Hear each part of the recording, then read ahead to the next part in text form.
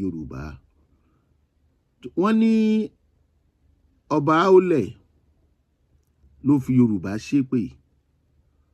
Tí Yorùbá bá ń wúrú àwọn ọ̀wà kan báyìí lójú àwọn èèyàn kan tí wọ́n jẹ́ àkàndá, kò sí bí ó ṣe ní bí wọn nínú. Ọ̀pọ̀lọpọ̀ ọmọ Yorùbá lọ̀rọ̀ ẹ̀jẹ̀ mọ́ èpè nítorí pé aláòbí ni wọ́n. Ọ̀pọ̀lọpọ̀ wọn ẹ̀dá tí ò yẹ kó gbé láàrin ọmọ Yorùbá nítorí wọn ń ṣọmọlúàbí. Mo ṣètò kan lórí olóyè Sunday Igboho, ó dẹ̀ ti ṣe. Mo ní tó bá yá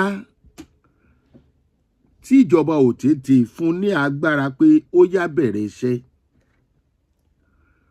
mo ní kọ́ ọmọ Yorùbá ó gbárùkù tì. Kì í dẹ̀ ṣe olóyè Sunday Igboho nìkan ni mo ní kán gbárùkù tì. Gbogbo ẹgbẹ́ ajìjàǹgbara tó bá dìde lásìkò tá a bá rẹ́ni tó dìde, ọ̀parọ́ ni o, ó sòótọ́ ni o pé nǹkan kan náà ń bẹ lọ́wọ́ òun, kan pawọ́ pọ̀. Àsìkò yìí kì í ṣe àsìkò ẹlẹ́yàmẹ̀yà nílẹ̀ Yorùbá, kò dẹ̀ ń ṣe àsìkò tá a gbọ́dọ̀ ṣe lára.